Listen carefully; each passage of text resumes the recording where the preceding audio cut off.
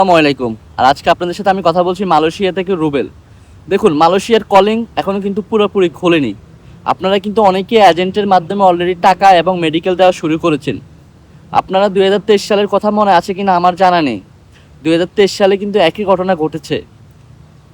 বিশেষ করে এই দেশি এজেন্ট এবং বাংলাদেশি এজেন্টগুলা, যেখানে কোম্পানির লোক লাগবে 100, ওখানে এজেন্টার লোক নিয়ে আসে 1000। আনার পরে ওই কোম্পানি 100 লোক নেওয়ার পরে কিন্তু 900 লোকের কাজ থাকে না। বিশেষ করে যারা এজেন্টের মাধ্যমে আসতে চান, আমি জানি আপনারা হয়তো জানেন না আপনার কোন এজেন্টের মাধ্যমে না কোম্পানির মাধ্যমে, এগুলো কিছুই জানেন না। এগুলো বিশেষ করে এগুলো যায় না আসবেন। মালয়েশিয়ার কথা শুনলে লাভ দিয়ে আসবেন না। আগে সব কিছু জানবেন, সব কিছু বুঝে তারপরে এই মালয়েশিয়াতে আপনারা পাড়ি জমাবেন। আর না হলে কিন্তু ভুগতে হবে। আমি আজকে মালয়েশিয়ার 10 বছর অভিজ্ঞতা থেকে একটা কথা বলতে পারি যে মালয়েশিয়াতে সবচেয়ে বেটার হবে আপনি কোম্পানিতে আসলে। যেমন কোম্পানিতে আসলে আপনার থাকা মানে বাসস্থান আপনার কনফার্ম পাবেন।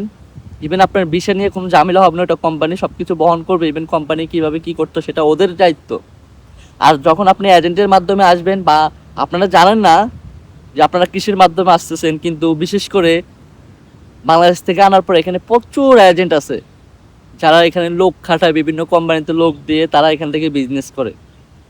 আপনি দেখবেন আপনার স্যালারি থেকে 800-900 টাকা নেয় প্রতি মাসে, তখন আপনি নিজের বিরক্ত হবেন।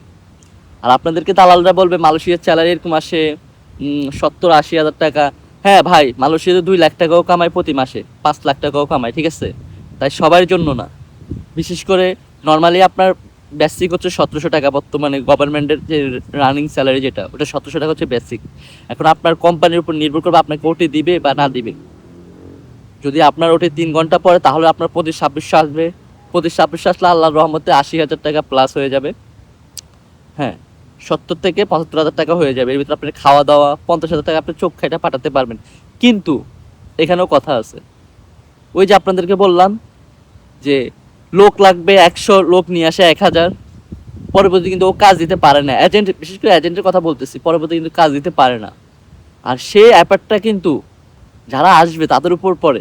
এমনও আছে 2023 সালে প্রায় আসার পরে 8-9 মাস, 1 বছর কাজ পায়নি। এটা নিয়ে কিন্তু বাংলাদেশ গভর্নমেন্ট থেকে কোনো ধরনের হেল্প করেনি। ইভেন বাংলাদেশের যে হাই কমিশনার আছে তাদের তরফ থেকে কোনো হেল্প পায়নি আমাদের প্রবাসী ভাইরা। সো যারাই মালয়েশিয়াতে আসবেন, বি কেয়ারফুল। মনে রাখবেন, ভালো একটা এজেন্ট ধরেন, ইভেন কোম্পানির মাধ্যমে আসার ট্রাই করেন। আর আপনার যদি পূর্ব এক্সপিরিয়েন্স থাকে, তাহলে আপনি এজেন্টের মাধ্যমে আইসা আপনি আপনার কাজ খুঁজে নেবেন। ওকে বলবেন, যদি এজেন্ট ভালো হয় ওকে বলবেন যে আমি আমার কাজ, যেমন ওই যে একটা কথা আছে না যে ফ্রি ভিসা সেম, ঠিক আছে? বাট এজেন্টগুলো বেশিরভাগ এজেন্টে খারাপ পড়ে। সো আপনারা এত টাকা দিয়ে আসবেন, একটু ভাইবা চিন্তা আসবেন, দালালের খপ্পরে পড়বেন না, এতটুকু আপনাদের কাছে রিকোয়েস্ট। মনে রাখবেন, একবার বিপদে পড়লে সেটা কিন্তু আজীবন কাঁদতে হবে। সো প্রবাসে যারাই আসে তারা কিন্তু ব্যাংকের লোন, বিভিন্ন ধরনের ইয়ের মাধ্যমে আসে। তো আপনারা ভালোভাবে চিন্তা ভাবনা করবেন, কারোর পিড়িতে পড়বেন না। আপনারা দেখবেন পাশের মানুষে মালয়েশিয়াতে থাকে 2 লাখ টাকা কামায়, তার মানে আপনি কামাবেন তা কিন্তু না। মনে রাখবেন, প্রবাস হচ্ছে একটি নসিব, কপাল। এখানে যারা নতুন আসে তারা মাসে 1 লাখ টাকা কামায়।